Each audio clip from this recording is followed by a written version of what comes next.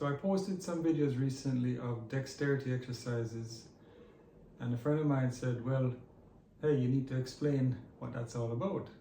So sorry about that. So in playing cello, there's only two problems you have to solve.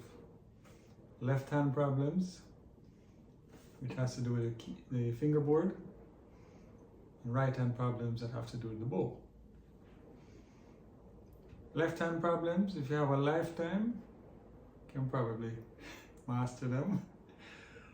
The bow, if you have 2 lifetimes, yeah. So, easy. All right, so what I was doing, there was 2 different variations I was doing. The first one was mainly focusing on the left hand with not much challenge in the right hand coordination. So I was playing a group of 4 notes, 4 beats with 1 bow stroke, so something like this. 1, 2, 3, 4, 1, 2, 3, 4.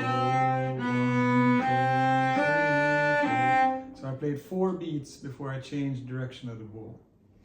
So that makes it very easy to coordinate the right hand and the left hand. And then I play 2 bow strokes, 1 down bow, 1 up bow, and then I double the speed, and then the 3rd down bow, double the speed again. So it looks like this.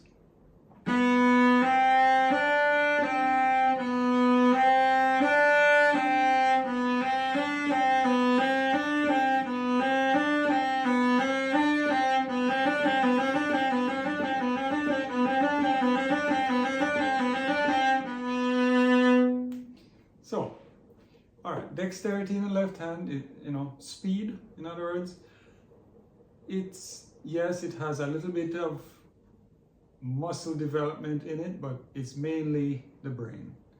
That's really the limiting factor.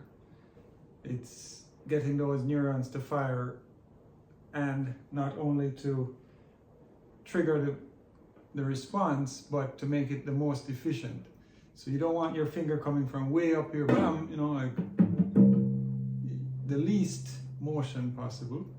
And then to prevent fatigue, as soon as possible, release tension. So if I play this note and I go to this one, I let go of this one. So that there's always this release to rest. You're trying to be as relaxed, as lazy as possible to get this efficiency. All right, so that was the slurred one. Then now, the second variation was with 1 bow stroke for every note. So we call this type the slurred, where it's a group of notes to 1 bow. That's a legato phrase, or slurred. And then when it's individual strokes, we call that détaché, or detached notes. So the second variation goes like this. You have basically 1 tempo in the bow, but at the beginning you play 4 notes in one before you move. So like 1, 2, 3, 4, 1, 2, 3, 4, 1, 2, 3, 4, 1, 2, 3, 4, 1, 2, 3, 4, 1, 2, 3, 4, 1, 2, 3, 4, 1, 2, 3, 4. And then you do 2 notes to bow. 1, 2, 3, 4, 1, 2, 3, 4, 1, 2, 3, 4, 1, 2, 3, 4, and then 1 note.